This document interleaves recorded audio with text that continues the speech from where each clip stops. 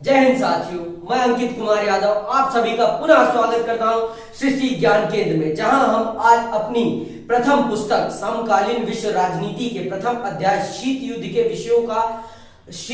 विषयों को पढ़ने के लिए उपस्थित हुए हैं। आज की वीडियो में मैं आपको इस अध्याय के इन विषयों के बारे में पढ़ाऊंगा। सर्वप्रथम पहला विषय होगा कि शीत युद्ध के प्रारंभ होने में दूसरे विश्व युद्ध का क्या योगदान है। इसके बाद मैं आपको पढ़ाऊंगा कि शीत युद्ध का क्या अर्थ है। इसके बाद मैं आपको तीसरा विषय जो पढ़ाऊंगा वो है कि शीत युद्ध ने विश्व को किस प्रकार से 3 भागों में बांटा। और इसके बाद चौथा विषय आपका होगा कि क्यूबा मिसाइल संकट को शीत युद्ध का चरम बिंदु क्यों कहा जाता है। और चौथा आपका पांचवा विषय होगा अवरोध का सिद्धांत क्या है।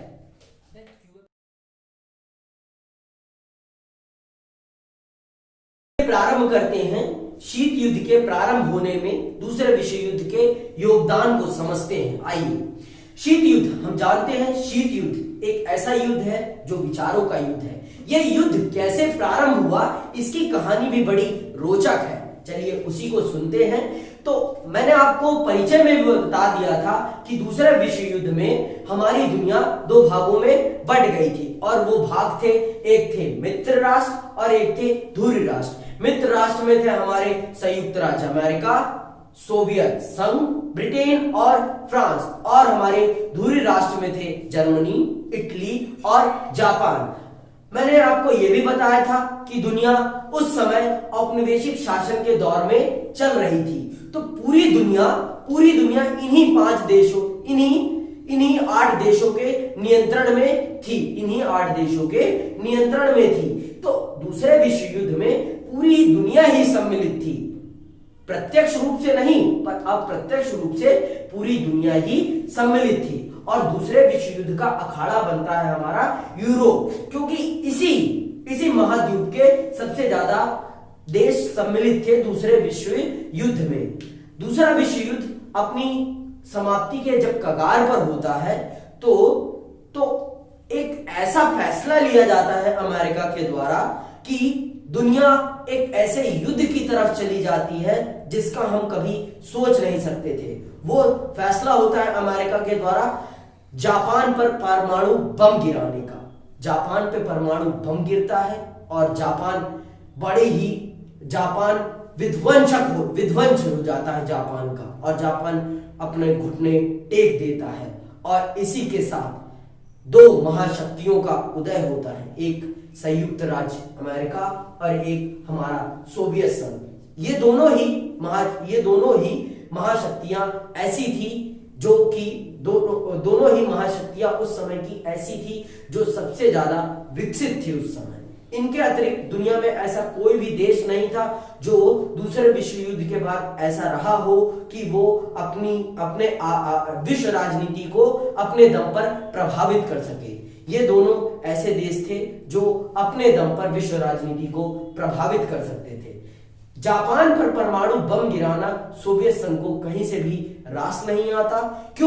क्योंकि सोवियत संघ और संयुक्त राज्य अमेरिका की विचारधाराएं अलग थी। सोवियत संघ की विचारधारा थी साम्यवाद और समाजवाद, और हमारे संयुक्त राज्य अमेरिका की थी लोकतंत्र और पूंजीवाद। ये दोनों ही अलग अलग विचारधाराओं के देश थे, जिन कारण से इन दोनों के बीच में परमाणु बम के गिराने को लेकर अलग अलग विचारधाराएं थी। यही हमारे शीत युद्ध के प्रारंभ होने का मुख्य कारण बनता है। चलिए अब अगले विषय को समझते हैं। शीत युद्ध का क्या अर्थ होता है, शीत युद्ध क्या है वास्तविक रूप से, यह समझना हमारे लिए बहुत आवश्यक है। क्योंकि जब हमारी परीक्षाओं में प्रश्न पूछा जाता है तो कुछ इसी प्रकार से पूछा जाता है कि शीत युद्ध का क्या अर्थ है, तो बच्चे इसको समझने में बड़े ही भौचक्किया जाते हैं कि इस पे युद्ध की परिभाषा लिखने लगते हैं। लेकिन ये युद्ध नहीं है, ये एक प्रकार का वैचारिक युद्ध है। मैंने आपको बताया ना, जैसे मैंने आपको बताया प्रारंभ में ही मैंने बताया कि यहां पर दोनों महाशक्तियों के अपने अलग अलग विचार थे। यही विचार बनते हैं शीत युद्ध। इन्हीं को कहा जाएगा शीत युद्ध। अगर हथियार आ गए तो ये शीत युद्ध नहीं रहेगा मेरे भाइयों। यही है, जब तक ये इसमें हथियार नहीं है तब तक ये शीत युद्ध है। जहां इसमें हथियार सम्मिलित वहीं ये हो जाएगा, यही वो परिवर्तित किसमें हो जाएगा, वहीं ये परिवर्तित हो जाएगा लहूलुहान युद्ध में। तो ये शीत युद्ध नहीं रह जाएगा, तब ये गर्म युद्ध हो जाएगा। समझे बात को? तो चलिए हम एक परिभाषा देता हूं मैं इसको, एक सही शब्दों में हम इसको समझते हैं कि शीत युद्ध क्या होता है। शीत युद्ध एक ऐसा युद्ध है जिसमें हथियारों का नहीं, विचारों का प्रयोग होता है लड़ने के लिए। हम जानते हैं दोनों महाशक्तियां एक अलग अलग विचारधारा की थी और इनका मानना था कि राजनीतिक और आर्थिक व्यवस्था को चलाने का इन दोनों ही महाशक्तियों के विचार सबसे उत्तम है। संयुक्त राज्य अमेरिका लोकतंत्र और पूंजीवाद को मानता था, अथवा सोवियत संघ साम्यवाद और समाजवाद को मानता था। ये इनका अमेरिका का मानना था कि राजनीतिक और आर्थिक व्यवस्था को चलाने की उसकी व्यवस्था सर्वोत्तम है, और सोवियत का मानना था कि उसकी सबसे अच्छी है। इसी की लड़ाई है शीत युद्ध के दौर में। दोनों महाशक्तियां इसी के लिए लड़ती हैं और इसी के चक्कर में वो हथियारों के जखीरों का निर्माण करती हैं और दुनिया को दो भागों में बांट देती हैं, जिससे दुनिया के बीच में प्रतिद्वंदता का दौर प्रारंभ हो जाता है और इससे दुनिया में दुश्मनियां बढ़ने लगती हैं और गुटबाजियां बढ़ने लगती हैं और दुनिया एक कह सकते हैं हम कि उबलते हुए घड़े के समान हो गई थी। ये इसमें से कभी भी इसका गर्म पानी निकल सकता था। इस उबलते हुए घड़े में से कभी भी उबलता हुआ पानी निकल सकता था। इसको संयम में रखना ही शीत युद्ध का सर्वप्रमुख विशेषता थी। इस कार्य को करने में शीत युद्ध बड़े ही अच्छे प्रकार से अपनी भूमिका को निभाता है और इस वैचारिक युद्ध को कभी भी हथियारिक युद्ध में तब्दील नहीं होने देता। यही शीत युद्ध की सर्वप्रमुख विशेषता है और ये बताता है कि कभी भी हथियारिक युद्ध बड़े नहीं होते। हमेशा अगर बड़े होते हैं तो वैचारिक युद्ध। दुनिया अगर बर्बाद होगी तो विचारों के कारण बर्बाद होगी, हथियारों के कारण नहीं, क्योंकि हथियार इंसान के संयम में रह सकते हैं लेकिन विचार इंसान में आग लगा सकते हैं। यही बात हमें शीत युद्ध में देखने को मिलती है। चलिए हम अपने तीसरे विषय को समझते हैं, जिसमें हम समझेंगे कि शीत युद्ध ने किस प्रकार से दुनिया को 3 भागों में बांटा। तो मैंने आपको पहले ही बता रखा है कि दुनिया शीत युद्ध में वैचारिक युद्ध लड़ रही थी और इस युद्ध में दुनिया अभी तक 2 खेमों में बटी हुई थी और इन्हीं के साथ ये खेमे जो बने हैं ये विचारधाराओं के आधार पर बने हैं। मैंने आपको पहले ही बताया कि एक विचारधारा थी लोकतंत्र की, पूंजीवाद की, जिसका नेतृत्व हमारा संयुक्त राज्य अमेरिका कर रहा था और इसके साथ थे पश्चिमी यूरोप के देश और एक था साम्यवादी और समाजवादी गुट, जिसका नेतृत्व हमारा सोवियत संघ कर रहा था और इसमें थे पूर्वी यूरोप के देश। एक तीसरा गुट बना जिसका नाम गुट निरपेक्ष था, जो कि नव स्वतंत्र देशों का नेतृत्व कर रहा था। इस शीत युद्ध के दौरान नव स्वतंत्र देशों का नेतृत्व हमारा गुट निरपेक्ष कर रहा था। ये मैंने और इन्होंने अपनी विचारधाराओं के प्रचार प्रसार के लिए अपने कुछ संगठनों का निर्माण किया और अपनी अपनी क्षेत्रीय सुरक्षाओं को, अपने शत्रुओं से अपनी सुरक्षाओं के लिए इन्होंने अपने सैनिक गुटों का भी निर्माण किया। हमारे संयुक्त राज्य अमेरिका के नेतृत्व वाले पश्चिमी यूरोप के 12 देशों ने मिलकर नाटो का निर्माण किया और इसका निर्माण 1949 में हुआ। इनका मुख्य उद्देश्य था कि यूरोप में पश्चिम जो ये 12 देश हैं, इनको सोवियत संघ के किसी भी प्रकार से, अगर किसी भी प्रकार से इनमें से किसी भी एक देश पर सोवियत संघ से किसी भी प्रकार का कोई खतरा महसूस होता है, तो ये सारे के सारे देश एकजुट होकर मुकाबला करेंगे। अगर सोवियत इनमें से किसी एक देश पर भी हमला करता है तो इस गुट में सम्मिलित सभी देश उसे अपने ऊपर हमला मानेंगे। इसी प्रकार हमारे सोवियत संघ ने भी अपना सैनिक संगठन बनाया, जिसका नाम हमारा पड़ा वार्सा संधि। इसका निर्माण 1955 में हुआ और इसके भी वही उद्देश्य थे जो नाटो के थे।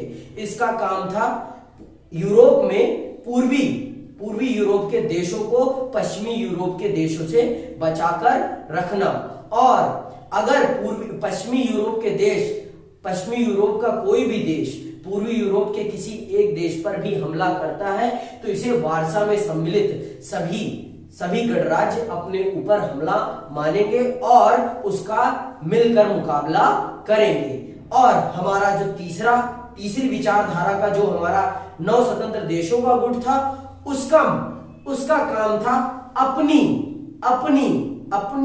आजादी को बरकरार रखना और अपने विकास को कायम रखना।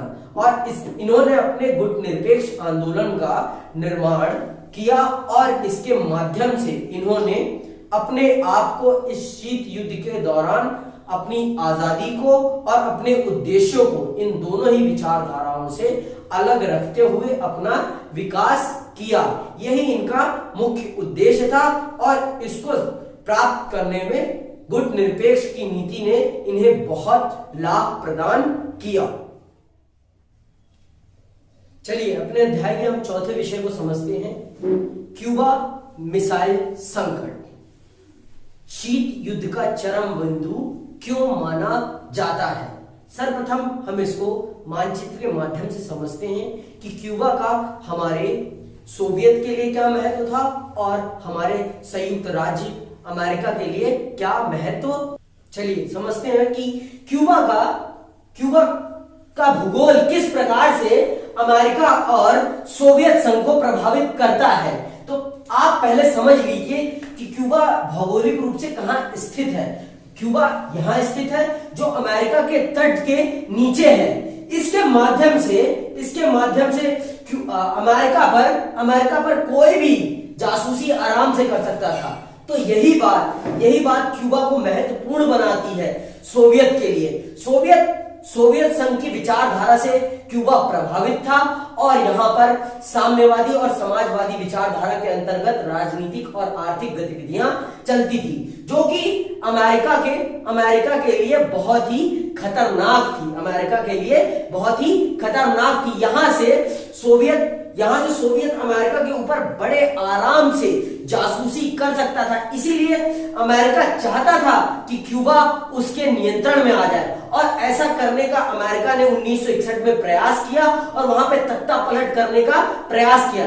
जो वहां के राष्ट्रपति फिदेल कास्ट्रो थे उनको उनके पद से हटाने का प्रयास किया। जब इस बात की भनक हमारे सोवियत संघ को लगती है तो वहां के राष्ट्रपति निकिता क्रुश्चेवा क्यूबा को सैनिक अड्डे के रूप में परिवर्तित करने का फैसला लेते हैं और यहां पर अपनी परमाणु मिसाइलों को तैनात कर देते हैं। और ये बात यहां से अमेरिका सोवियत के एकदम रडार में आ गया था कि सोवियत अमेरिका के जिस स्टेट पे चाहे उस पर हमला आराम से कर सकता था। और जब अमेरिका को इस बात की 3 हफ्तों बाद भनक लगती है तो अमेरिका उबल उठता है कि मेरे घर में घुसकर मेरे सामने कोई मुझे मारने के लिए आ गया, ये बात अमेरिका को नागुजारा होती है। और अमेरिका इसके लिए सोवियत को कहता है कि अगर आपने अपनी परमाणु मिसाइलें क्यूबा से नहीं हटाई तो इसका अंजाम हम दोनों को ही बहुत बड़ा भुगतना पड़ेगा। और क्यूबा से सोवियत समझदारी दिखाता है और क्यूबा से अपनी मिसाइलों को, क्यूबा की तरफ जो उसके परमाणु मिसाइल्स के जहाज आ रहे थे उनको वो रोकता है और अपनी मिसाइलों को यहां से वापस ले जाने की तैयारी करता है। इसी के साथ जो तीसरे विश्व युद्ध का आसार दिख रहा था दुनिया को, वो आसार थोड़ा कम होता है और दुनिया तीसरे विश्व युद्ध के निजात से बाहर आ जाती है। चलिए अब क्यूबा को एक बार हम शाब्दिक माध्यम से समझ लेते हैं कि क्यूबा मिसाइल संकट को शीत युद्ध का चरम बिंदु क्यों कहते हैं। क्यूबा मिसाइल संकट को शीत युद्ध का चरम बिंदु इसलिए कहा जाता है क्योंकि इस जगह पर दोनों महाशक्तियां आमने सामने आ गई थी। आज तक ऐसा कभी भी नहीं हुआ था शीत युद्ध के दौर में कि दोनों महाशक्तियां सीधे सीधे आपस में एक दूसरे के सामने आ गई हो। इसीलिए शीत युद्ध को चरम बिंदु कहा गया है। चलिए हम अपने चौथे विषय को समझते हैं, अवरोध का सिद्धांत क्या है। पूरे शीत युद्ध को शीत युद्ध बना के रखने में इसी सिद्धांत का सबसे महत्वपूर्ण योगदान है। अवरोध का सिद्धांत वह सिद्धांत होता है जिसमें दोनों ही विपक्षों को पता होता है कि उनके पास इतनी ज्यादा शक्तियां हैं कि दोनों एक दूसरे को इतनी क्षति पहुंचा देंगे कि विजयी कौन हुआ इस बात का उन्हें पता नहीं चल पाएगा। तो इसीलिए दोनों कभी भी युद्ध लड़ने की स्थिति का पैदावार नहीं करते, दोनों कभी भी युद्ध वाली परिस्थितियों का निर्माण नहीं करते, जिससे युद्ध कभी होता ही नहीं, लेकिन प्रतिद्वंदता कभी समाप्त नहीं होती। यही है अवरोध का सिद्धांत, जिसमें दोनों महाशक्तियां युद्ध के काबिल होते हुए भी युद्ध नहीं लड़ती, क्योंकि इन्हें पता है कि अगर युद्ध हुआ तो दोनों को इतना विनाश झेलना पड़ेगा कि विजयी कौन हुआ इस बात का कोई भी अंदाजा नहीं लगा सकता। चलिए आज की कक्षा का यही हम समापन करते हैं और हम चाहेंगे आप लोग हमें सहयोग प्रदान करें, जिससे कि हमारा मनोबल बना रहे और आपके लिए इसी प्रकार की ज्ञानवर्धक वीडियो हम लाते रहे, जिससे कि आपका ज्ञान कोश बढ़ता रहे। जय हिंद, जय भारत।